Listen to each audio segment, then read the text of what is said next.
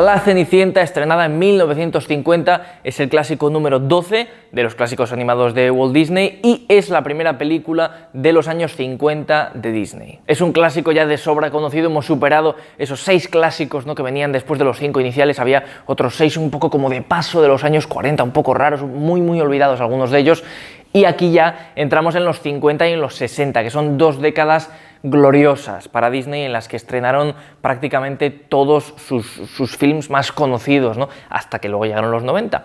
Porque sí, los 50 y los 60 fueron un resurgimiento brutal.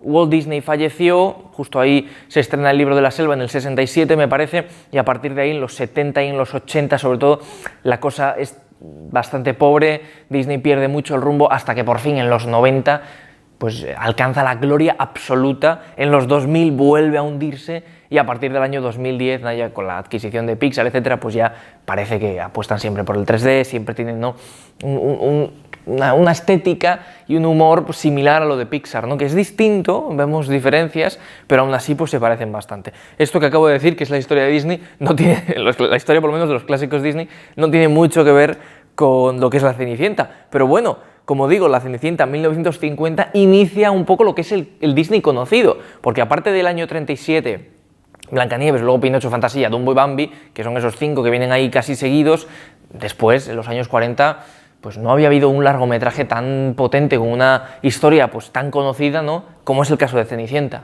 Muchas veces cuando hablamos de los clásicos Disney nos olvidamos de si son buenos o malos y nos fijamos en si los hemos visto de niños o no. Y ese es el caso de la mayoría de clásicos Disney que yo ya vi de pequeño. Algunos un montón de veces, otros solo una vez, o poco recuerdo tengo, pero sé que las vi.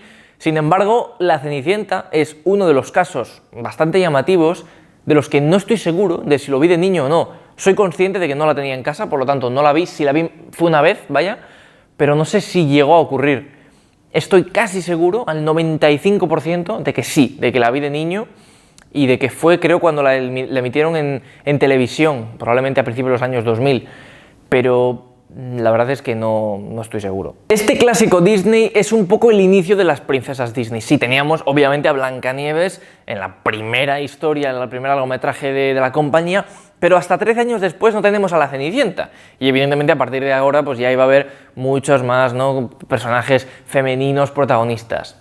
Lo cual en el fondo no es un personaje femenino protagonista tipo, no sé, Mulan, ¿no?, por decir algo, que podría ser, es considerada de hecho una princesa Disney, sino más bien tipo Cenicienta, ¿no?, que está como ahí en el segundo plano, que sí que es la prota, pero que en el fondo su historia es un poquito de otros tiempos, ¿no? Pero yo he de decir que aunque es cierto que la historia sea un poco de los otros tiempos, Cenicienta me parece un personaje que no está tan mal, o sea, es un personaje que es correcto. Si lo comparamos, por ejemplo, con Aurora de la Bella Durmiente, pues evidentemente hace bastante más que Aurora, que pues no hace prácticamente nada. Pero bueno, de igual forma es un personaje bastante marcado, al igual que la madrastra y las hermanastras, ¿no? Son personajes muy marcados, que una es una chica buena, inocente y demás, ¿no?, y las otras son como maliciosas. La madrastra realmente está bien amarragada, es una señora que no sé qué le pasó, pero no sé, qué horror. En ese sentido, como digo, es un cuento de hadas icónico, tanto para lo bueno como para lo malo. Es decir, que hay cosas que sí, que es el típico cuento de hadas y que dices,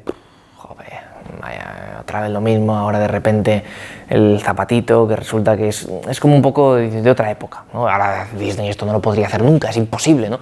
Pero sí es cierto que aún así hay cositas de los cuentos de hadas de Disney de esta época que son chulas, que son molonas, como por ejemplo, ya he mencionado a la villana en el caso de la madrastra, que tampoco es la mejor villana de la historia, pero es bastante mala y es una mala persona, vaya, pero sobre todo los personajes secundarios. Ya empezábamos a tener personajes secundarios bastante carismáticos y pues en este caso teníamos a la hada madrina y a los ratones, ¿no? Estos ratoncitos que salen bastante a lo largo de la peli, son muy divertidos, tienen sus momentos agradables, no son los, vamos a decir, secundarios más memorables de la historia, pero sí es cierto que tienen bastante protagonismo y que al final juegan un papel importante, ¿no?, cuando se convierten en, etcétera. O sea, quiero decir que son personajes que están bien hilados en la peli, que, bueno, está la prota, están los secundarios divertidos, las personas que la ayudan, ¿no? Es el típico cuento de Disney que está bastante bien. En general no se puede reseñar mucho de Cenicienta más allá de eso, porque es que tampoco te da como unas lecciones increíbles o te cambia la vida y dices, ¡buah, qué película más histórica!, ¿no?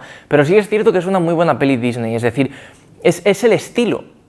Es decir, cuando la gente habla de que es que La Sirenita en el 89 no empezó la época máxima de Disney, es cierto, La Sirenita rescata a Disney del pozo y lo lleva un poco en volandas hacia éxito, ¿no? Pero claro, esta peli ya había hecho eso antes, es decir, esta peli rescató a Disney de los años 40, que había habido películas pues, que estaban bien, ¿no? Mencionaba el otro día la de Ichabod y Mr. Toad, la de Sleepy Hollow y el señor Sapo, que era bien rara y bueno, pues estaba curiosa, era curiosa, ¿no? Pero no era lo mismo, no era lo mismo. Esto ya es una peli que dices, ostras, es un clásico Disney de verdad, ¿no? Es el típico estilo Disney. Y aquí esta peli inicia ese estilo Disney que tantas alegrías le daría al estudio durante 2 décadas consecutivas, hasta luego caer y volver a subir, como digo. Entonces, en ese sentido, creo que hay que valorar mucho a esta película, porque realmente dio en el clavo. Y por ello la voy a dar una A-. Creo que es un clásico que ha pasado a la historia, como me atrevería a decir, todos los clásicos de los años 50 y 60, repito, o sea, son clásicos increíbles. En este caso yo no vi esta peli demasiado cuando era un niño, como he dicho, soy consciente y estoy seguro de que la vi, pero no tengo tampoco demasiados recuerdos, luego ya la he visto de mayor obviamente y sí que la recuerdo perfectamente. No es el caso de otras películas que vamos a ir tratando, como la siguiente en concreto, que es el clásico número 13, que es Alicia en el País de las Maravillas. Esa sí que la vi un porrón de veces. Recuerdo, bueno, os lo voy a contar en el próximo vídeo, recuerdo que no, bueno, lo digo ahora, que no la tenía en VHS, que no la tenía, sino que la tenía grabada, la había grabado, bueno, a mi padre la habría grabado de una emisión que la emitirían en alguna cadena en los años, yo qué sé, o sea, otros tiempos, ¿no? Evidentemente. Otras épocas. En fin, si os gustan estas reseñas ya sabéis que podéis seguir el canal y si os gustan los vídeos pues podéis darles un me gusta, un comentario, compartirlos, haced lo que os dé la gana y si no pues no pasa nada porque yo voy a seguir haciéndolos con mucho gusto, pero si encima hacéis eso pues vais a provocar que siga haciéndolos con mucha más energía, ¿no? Por lo tanto, bueno, pues espero vuestro apoyo y yo estaré aquí, como siempre, dentro de un par de días hablando del siguiente clásico Disney. Hasta entonces nos vemos. ¡Chao, chao!